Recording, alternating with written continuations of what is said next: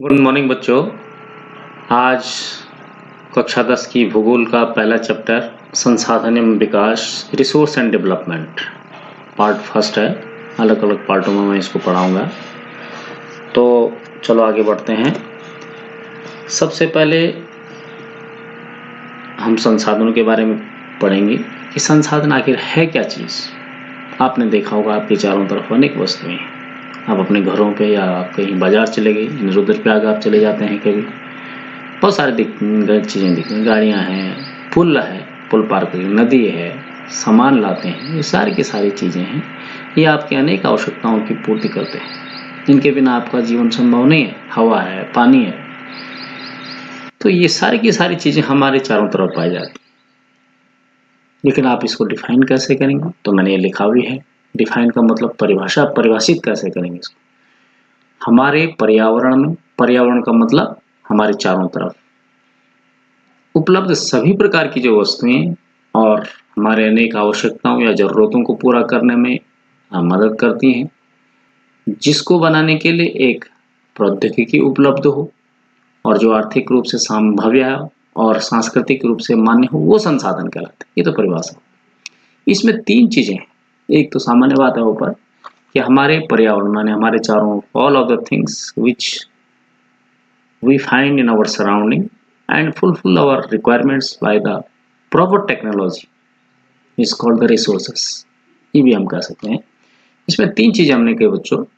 एक तो तकनीकी है या प्रौद्योगिकी उपलब्धता है, दूसरा आर्थिक रूप से संभाव्य और तीसरा सांस्कृतिक।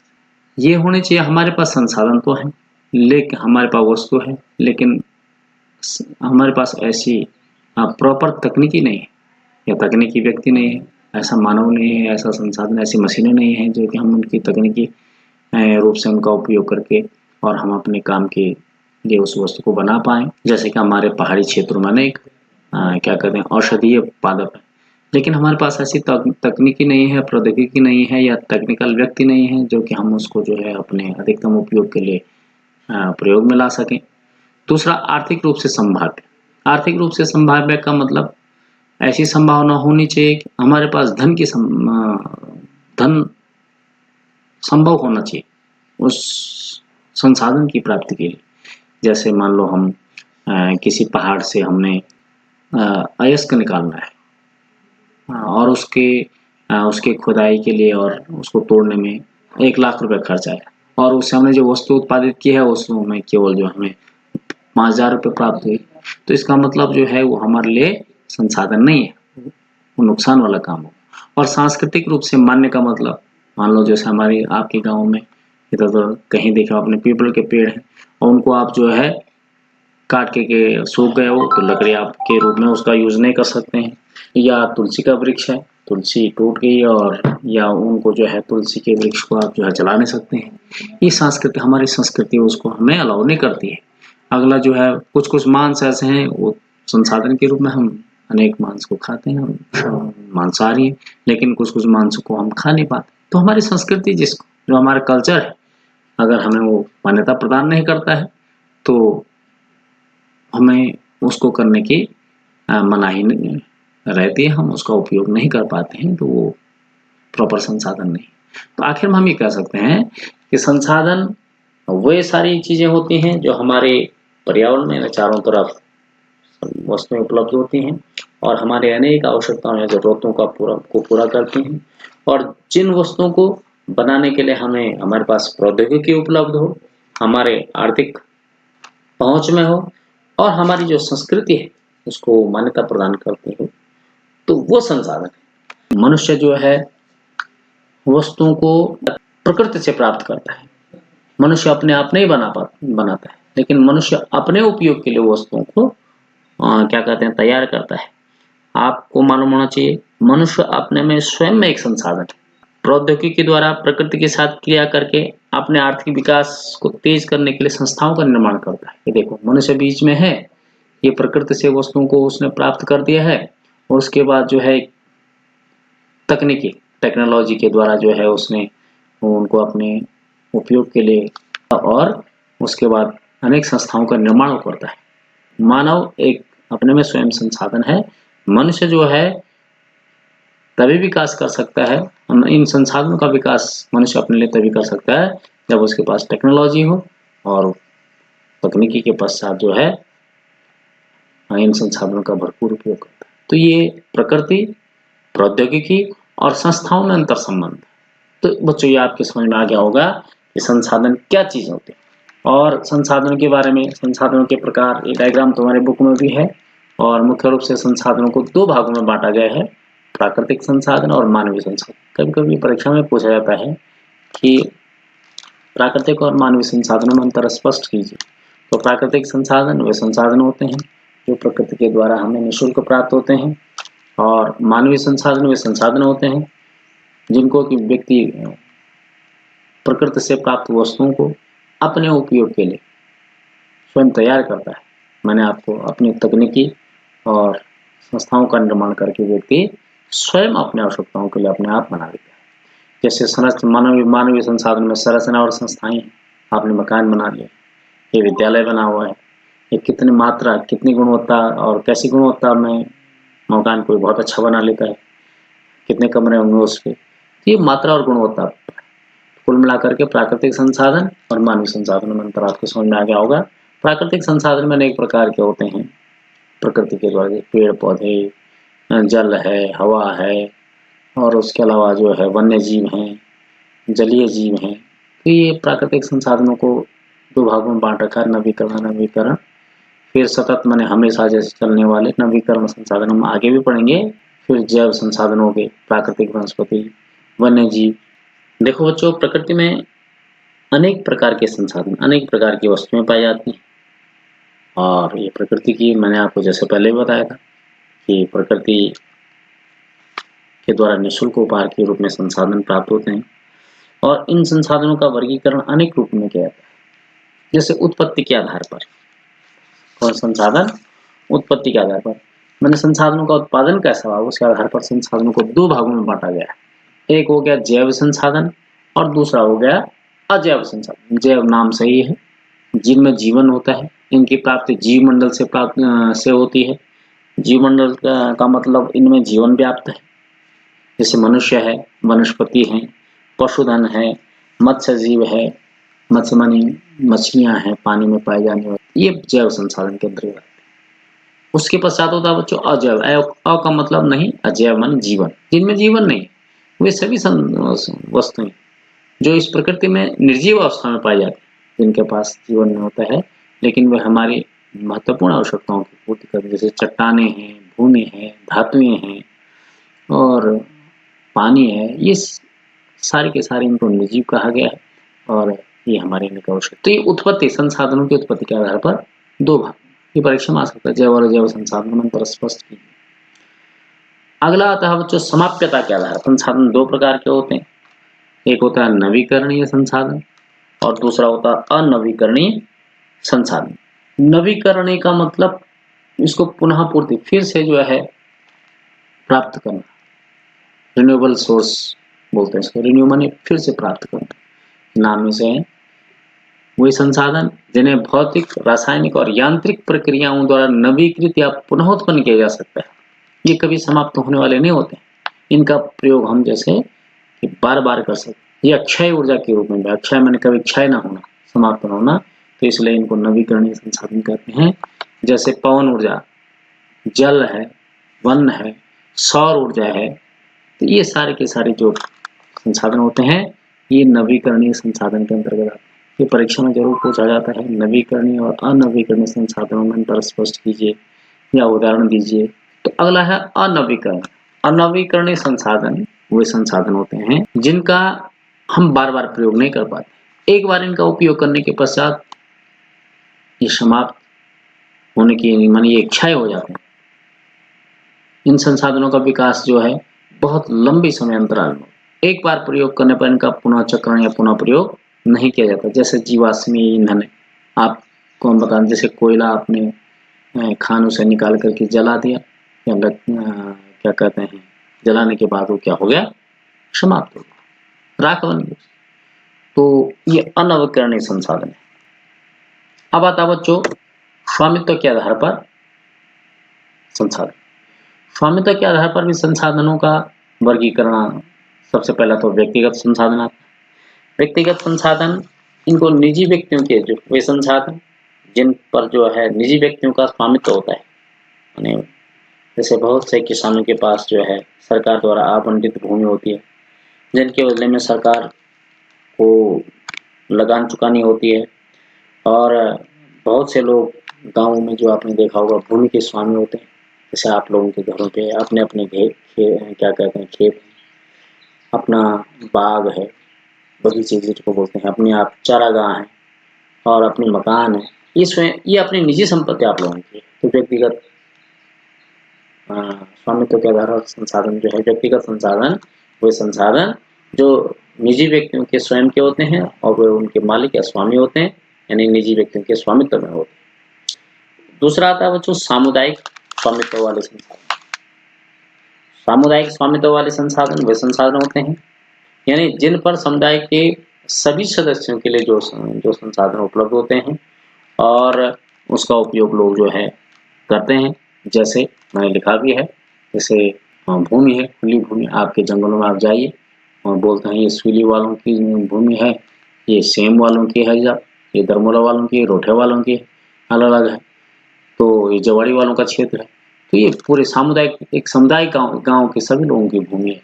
दूसरा पंचायत घर है, आप देख सकते हैं आपके गाँव में पंचायत घर होंगे, ये विद्यालय है, या श्मशान भूमि है, ये तालाब है और उसके अलावा जो है पशुओं के चारण के लिए भूमि है।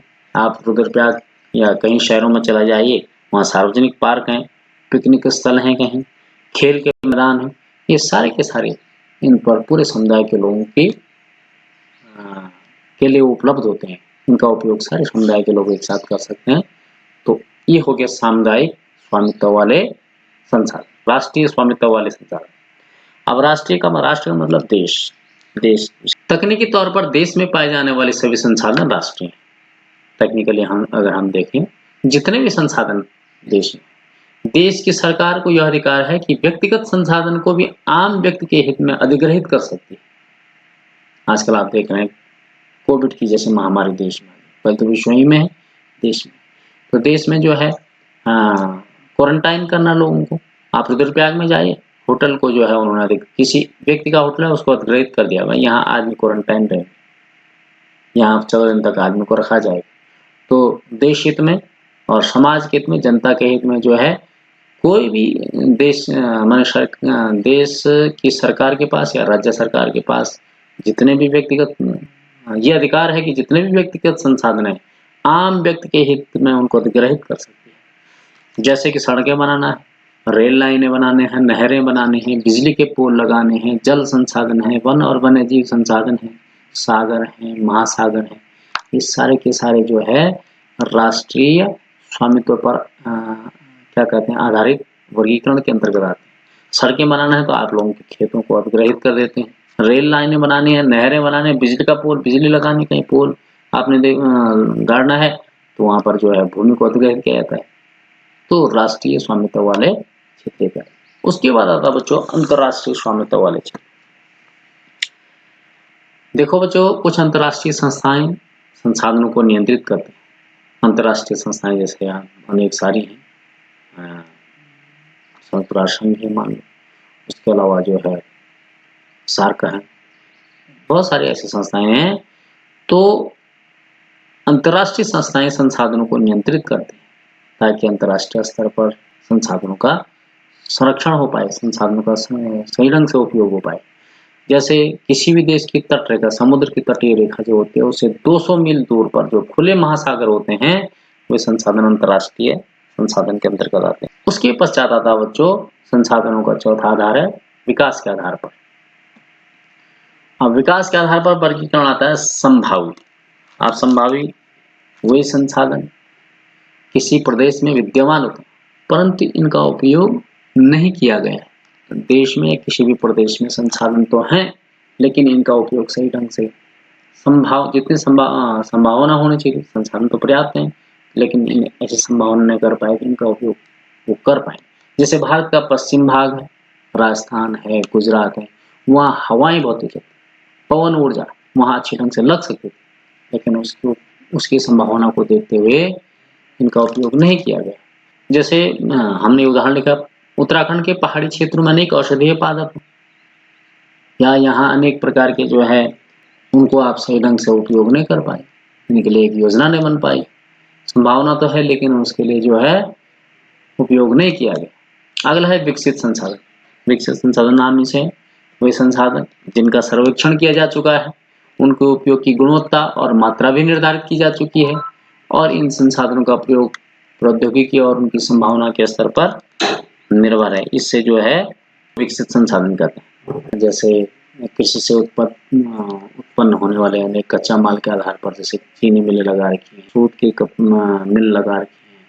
उसके अलावा जो है रेल डिब्बे कहाँ हैं और अनेक प्रकार के इंडस्ट्री उद्योग धंधे जो लगा रखे हैं वहाँ लगा रखे हैं जहाँ संसाधनों का सर्वेक्षण करके पता किया जा रखा है कि ये संसाधन यहाँ उपलब्ध है और वहीं लगाए गए।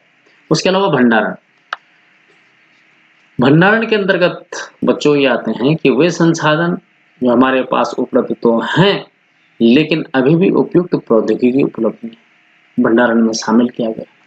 जैसे बच्चों भंडारण और संचित कोष इसमें थोड़ा सिमिलरिटी है, इसको समझने की आवश्यकता है। भंडारण मैंने जैसे आपको बता दिया कि हमारे पर्यावरण में हमारे चारों तरफ बहुत सारे संसाधन उपलब्ध हैं और जैसे जल पानी हमारे देश में पर्याप्त मात्रा में, हमारे आप उत्तराखंड में देखिए अनेक नदियां यहाँ से बहती हैं, हिमालय पर्वत यहाँ से और आगे जाकर के 3 तरफ से भारतवर्ष समुद्रों से घिरा हुआ इतना जल है। उत्तर भारत की नदियां, दक्षिण भारत की नदियां। तो जल किससे बना है?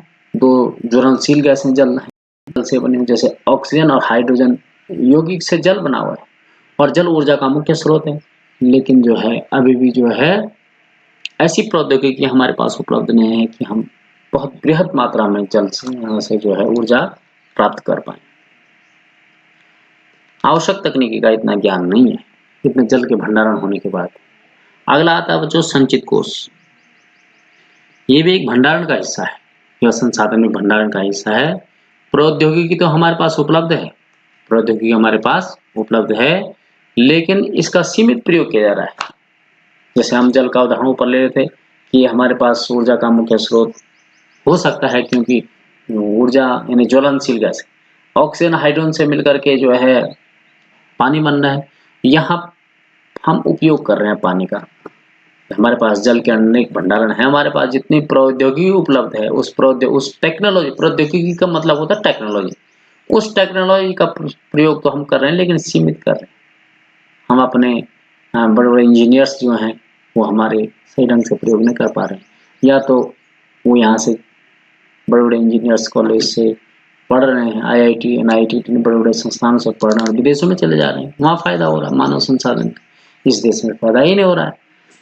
क्यों नहीं हो रहा है? क्योंकि जो यहाँ का मानव संसाधन था, ट्रेंड मानव संसाधन और प्रौद्योगिकी विकसित होनी थी, यहाँ अनेक उद्योग धंधे लगने थे, मशीनें लगनी थी, वो नहीं हो पा रहा है। जैसे बांधों में जल और वन संसाधन, बांध बिजली इत्यादि पैदा की जा रही है लेकिन इतना पानी फिर भी बह रहा है, इसका उपयोग सही ढंग से नहीं हो रहा है। वन संसाधन है, ये संचित कोष माल्टा होते हैं, यहाँ संतरा होते हैं, नारंगी होते हैं, मंडुआ यानी कोदा होता है, झंगोरा होता है, अनेक प्रकार के जो है छोट पौधे हैं, जैसे झंगोरा है, वो क्या कहते हैं किरमोड़ हो गया, हिसोक हो गया, अनेक प्रकार आप अपने चारों तरफ देखते हैं और ये वो जैसे जैसे आप ऊपर जाएंगे वैसे भमोरा है, अनेक प्रकार के जो है फल और पादप हैं यहाँ, ये संचित हैं लेकिन इनका पर्याप्त मात्रा में उपयोग नहीं कर पाते, रोटी बना पाते या माल्टा संतरा का हम खा ले और उसके बाद हल्का जूस निकाल दें लेकिन वो लंबे समय तक नहीं रख पाते।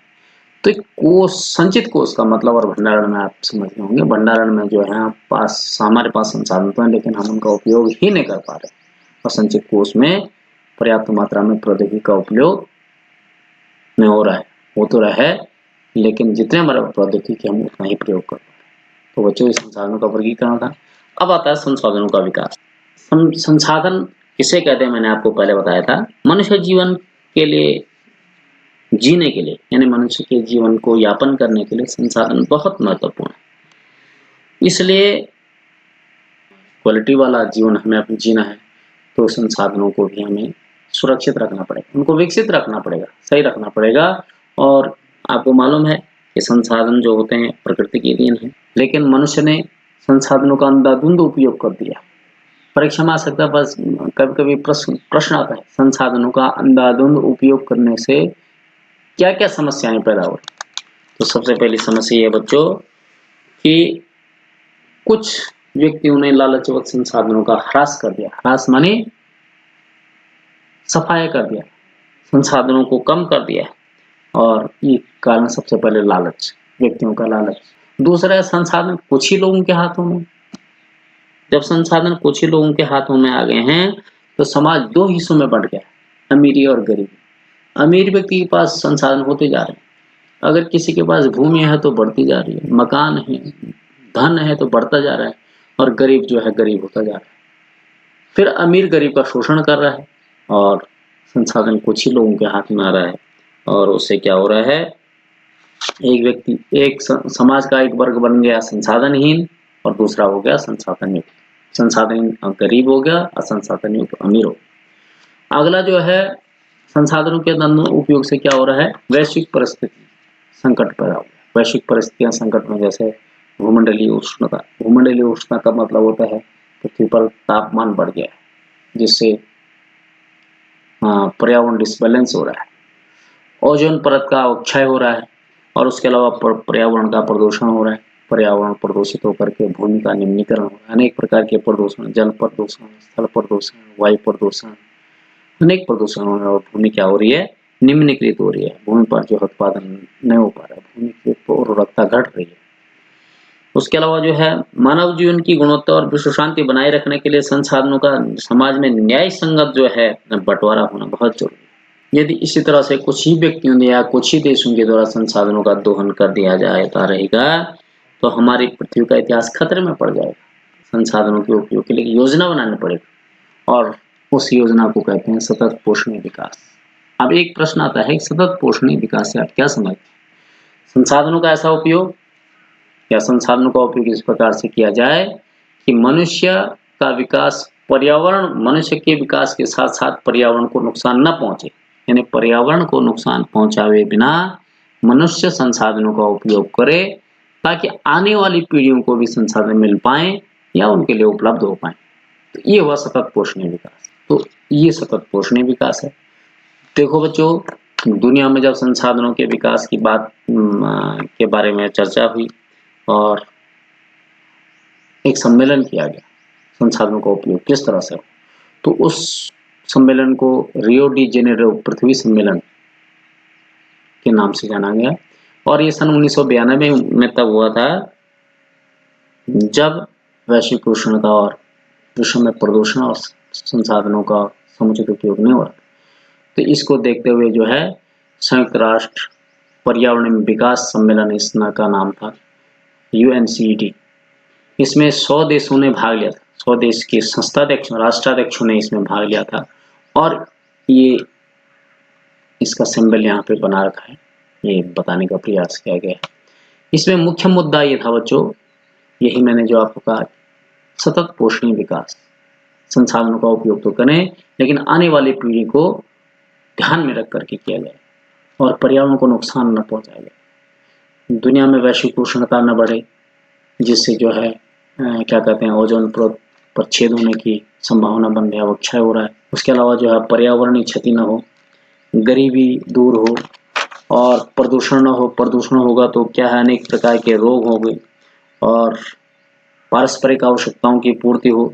इस प्रकार से अनेक 21 मुद्दे रखे गए, 21 मुद्दों पर आधारित इसका नाम ही रियो डी जेनेरो सम्मेलन कहा गया। ये ब्राजील का शहर का नाम है, उस देश के एक शहर रियो डी जेनेरो। तो इसमें एक सम्मेलन किया गया था, और मैंने जैसा कि आपको बताया इसमें देश के 100 राष्ट्राध्यक्ष थे। तो इसको जो है एजेंडा 21 भी कहते हैं, एजेंडा 21। तो बच्चों, ये संसाधनों के बारे में मैंने आपको बताया, कितने प्रकार के होते हैं, वर्गीकरण बताया गया, और उसका विकास, सतत पोषणीय विकास क्या है, ये सारी बातें बताई। आशा है कि आपकी समझ में आया होगा। इसके अलावा जो है हम भूषण साधन के बारे में आगे पढ़ाएंगे। खुश रहो, स्वस्थ रहो। धन्यवाद।